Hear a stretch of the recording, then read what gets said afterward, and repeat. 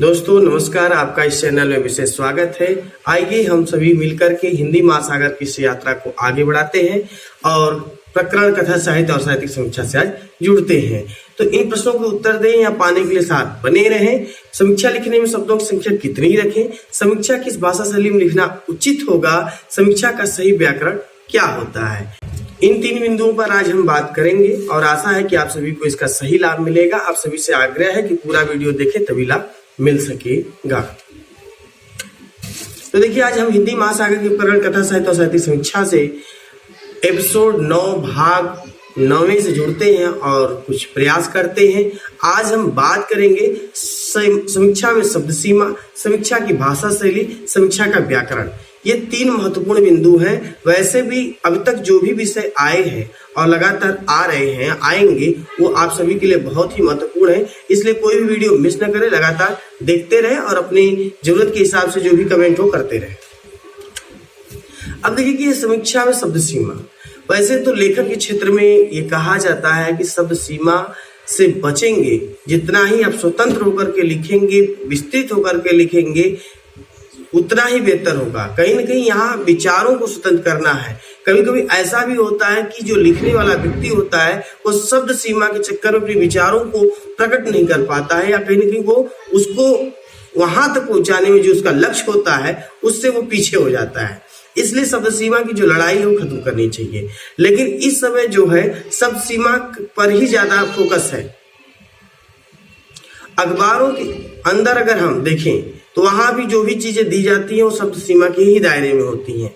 लेकिन अगर आप साहित्य के अंदर हैं और साहित्यिक कुछ काम कर रहे हैं तो वहां कम से कम शब्द सीमा न हो तो बेहतर होगा। समीक्षा लिखने के पक्ष में शब्द सीमा के बारे में सोचना उचित नहीं है। शब्द सीमा को लेकर चलने पर उचित मूल्यांकन संभव नहीं है, क्योंकि आप किसी का अवलोकन कर रहे हैं, मूल्यांकन कर रहे हैं, और मूल्यांकन के दौरान अगर आपको शब्द सीमा में बांधा जाएगा तो फिर आप मूल्यांकन उस स्तर पे नहीं कर पाएंगे जो आपको करना था।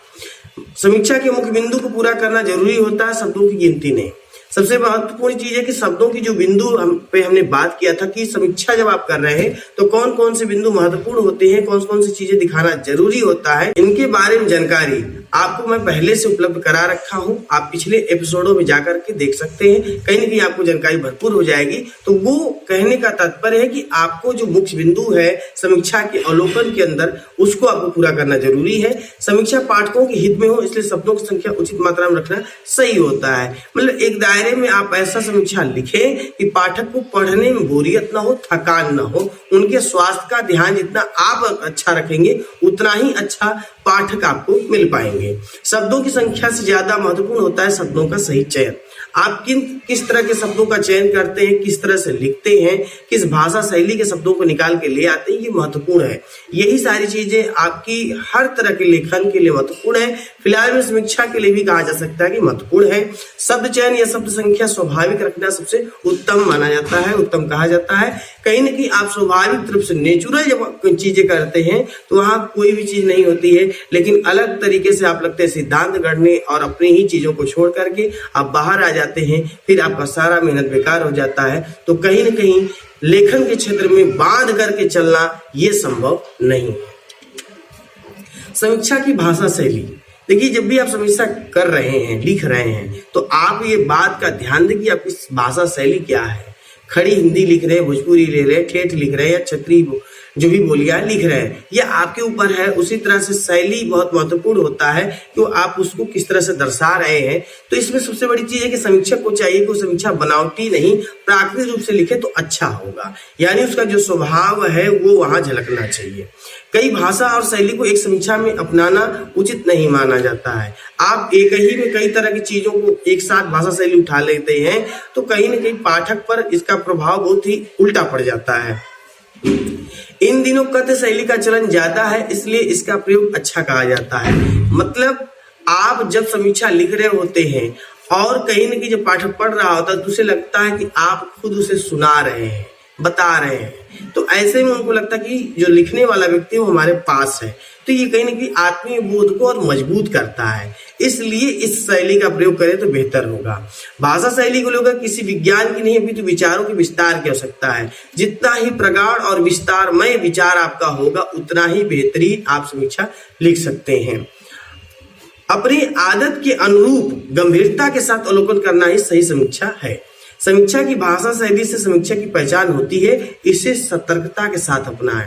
आप जितना ही सतर्क रहेंगे उतना ही बेहतर काम करेंगे, क्योंकि आज का दौर ही सतर्क का है। आप जितना ही असतर्क कर सकते हैं, कि जितना ही लापरवाही के साथ कर सकते हैं, या फिर कह सकते हैं नजरअंदाज के रूप में काम करते हैं, उतना ही आपके लिए काम मुश्किल से मुश्किल होने लगता है।